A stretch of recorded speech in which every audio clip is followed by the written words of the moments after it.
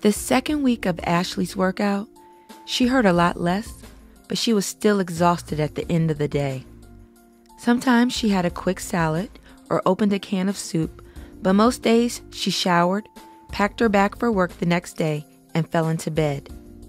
She prayed she would build her metabolism up soon. However, she did discover that she actually looked forward to her daily torture session, though not because she enjoyed working out. No, she enjoyed the music. Every day the man brought something cool to listen to.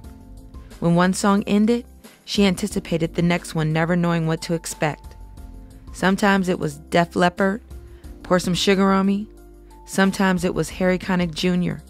Once he played Summer Madness by Kool and the Gang, and Ashleigh had just stared at his back for the entire song. The man never spoke, but he'd leave the tape or disc, whichever one he brought. Most times, she'd leap up as soon as he was gone and would hit rewind to a particular song and start her workout anew. By her third week, she could see a transformation in her body. There was definitely more room in her clothes, yet whenever she undressed, she still saw a round belly and a big butt. She'd sigh and bypass the delicious pastries in the cafeteria and would get her soup, salad, or sandwich at lunch. Ashleigh felt weak and tired when she dragged herself out of bed Wednesday morning, 2 months into her workout. She again skipped dinner the night before, and her stomach hurt because it was so empty. She grabbed a banana and ate it as she drove into work. God, she was tired. She put her things into the locker room and headed for the gym. She was so tired that she didn't even pay attention to what song was playing, only happy that it was something with a heavy bass line so that she could get motivated. She glanced at Mr. Mysterious, as always, pounding away on that treadmill. She plopped down on the recumbent bike, too tired to even think about the elliptical. Then she began pedaling. I'm getting skinnier, she thought. Each pedal, I'm getting skinnier. Each bead of sweat is a drop of fat melting off my body. Push it, girl, push it. Her ears began to ring and her body began to tremble as black dots began to form in front of her vision. She stopped pedaling and tried to stand, but suddenly it was as if the floor had come flying up to meet her, and then there was nothing but blackness. Christopher heard the sound of a body hitting the floor. It was a pretty distinct sound, one he was familiar with since he caused a lot of bodies to hit the floor. The woman who smelled like pink was laid sprawled out on the floor. Christopher leaped from the treadmill and was knelt at her side in seconds. Shit!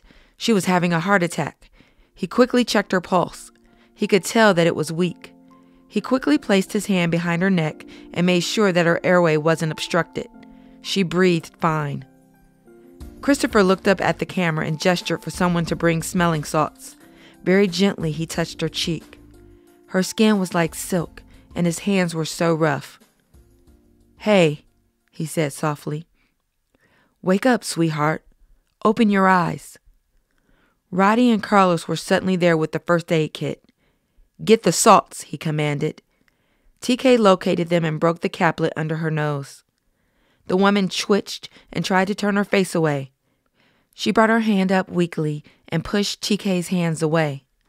Her eyes opened and she looked up into the beast's face. He watched her eyes blink and try to focus. What? She muttered in confusion. You blacked out, ma'am.